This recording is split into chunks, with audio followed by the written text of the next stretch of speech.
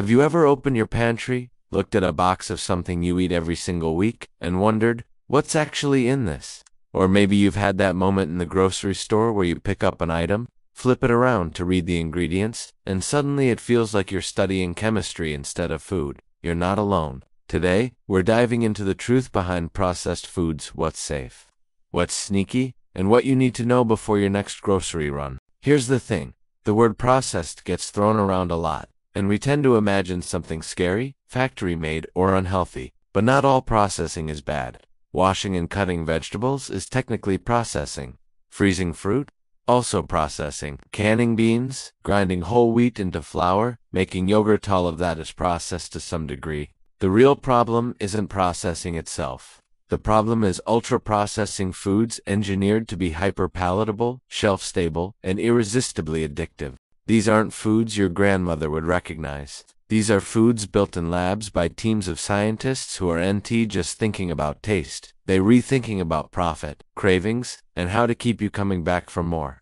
Think about your favorite snacks, chips, cookies, fast food burgers, sugary cereals. Ever wonder why they taste so ridiculously good? There's a scientific formula behind it called the bliss point. It's the precise ratio of sugar, salt, and fat that triggers a dopamine rush in your brain, lighting it up in the same pleasure centers activated by other addictive behaviors. It's why you can eat an entire family-sized bag of chips without even realizing it, but you probably won't devour a whole bag of carrots. Ultra-processed foods are engineered for overconsumption, and that isn't an accident, it's by design. But what actually happens inside your body when you eat these foods? First, your brain gets tricked. Humans evolved in environments where sugar and fat were rare. A sweet taste meant fruit, valuable calories. A salty taste meant essential electrolytes. But in the modern world, food companies can pump these flavors into anything, in quantities nature never intended. Your brain reacts by saying, "Nice, let's get more of that." And over time, you begin needing larger amounts to feel the same pleasure. This is how a habit becomes a craving, and a craving becomes something that feels impossible to resist. Then there's your hunger hormones.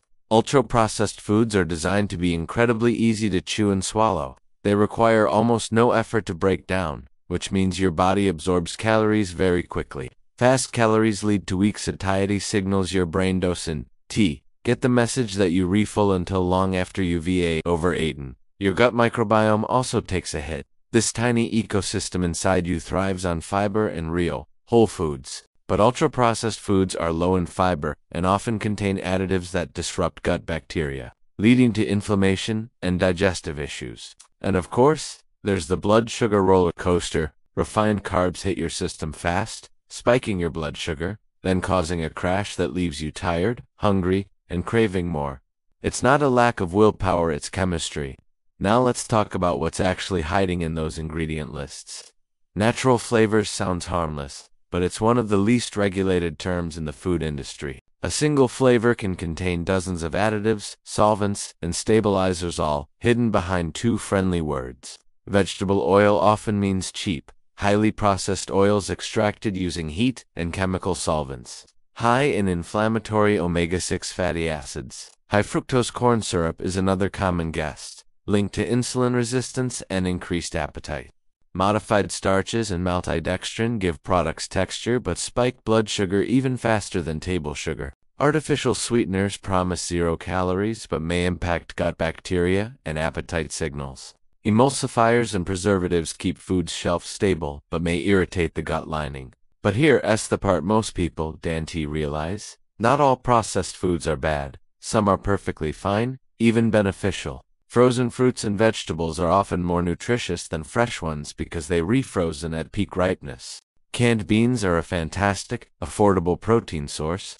Whole grain bread with simple ingredients, plain yogurt, nut butters with no added sugars, these are processed, but not harmful. Then there are moderately processed foods like granola bars, protein shakes, flavored yogurt, or crackers. Some are okay, some are sugar bombs. It's all about reading labels. And finally, there are ultra-processed foods, instant noodles, soda, packaged pastries, fast food, processed meats, sugary cereals, and certain frozen meals. These are the ones to limit or avoid when you can because they offer minimal nutrition and a whole lot of additives. But if these foods are so unhealthy, why do we keep eating them? The answer is simple. They're cheap, convenient, tasty, and everywhere. They save time. They fit busy lifestyles. They're heavily marketed, they're normalized, and they provide emotional comfort. Think about it. Birthdays involve cake, bad days involve ice cream. Stress leads to snacking. Food isn't just fuel, it's emotional. We don't just eat ultra-processed foods, we connect with them. So how do you break free without going extreme? You don't have to quit processed foods entirely. You don't need to throw out everything in your pantry. What you need is balance, awareness, and smarter choices. Start with the 80-20 rule for 80% whole or minimally processed foods, and let the other 20% be flexible. Read labels like a detective. If it has more than 12 ingredients you can't pronounce, artificial colors or flavors, or unexpected sugars, maybe think twice. Prioritize protein and fiber. They keep you full longer and naturally reduce cravings. Make simple swaps. Chips for popcorn or nuts. Sugary cereal for oatmeal. Soda for sparkling water. Jarred sauces for simple homemade versions. Cook 2 or 3 basic meals a week, not gourmet recipes. Just foods you enjoy made from real ingredients. Leftovers are your friend. And don't overlook frozen foods. They're convenient, nutritious, and often cheaper. One thing the food industry doesn't advertise is the concept of value engineering. This means cutting costs on ingredients, using cheaper oils instead of healthier ones, artificial flavors instead of real food, fillers instead of nutrients to increase profit margins. In many cases, ultra-processed foods contain the lowest cost ingredients possible, wrapped in the most appealing packaging money can buy. The cheaper the ingredients, the higher the profit. And yet somehow, the price tag for these foods is rising every year. Healthy eating is becoming a privilege worldwide, and recognizing this reality is part of understanding the bigger picture. So what's the real truth behind processed foods? It's not that they're evil. It's not that you need to eliminate them completely. It's not that eating a candy bar will ruin your health. The truth is that processed foods are tools. They can fill gaps, save time, reduce waste, and make life easier. But they can also harm your health if they dominate your diet. Awareness is your power. Understanding what's in your food gives you control. Knowing how certain ingredients affect your body helps you make better choices. And being mindful about what you eat doesn't mean being strict or deprived, it means being informed.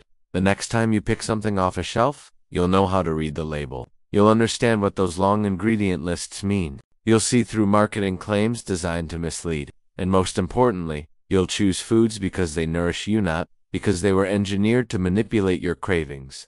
The food industry's job is to sell products, but your job, you're right, is to protect your health. And now, you're equipped to do exactly that.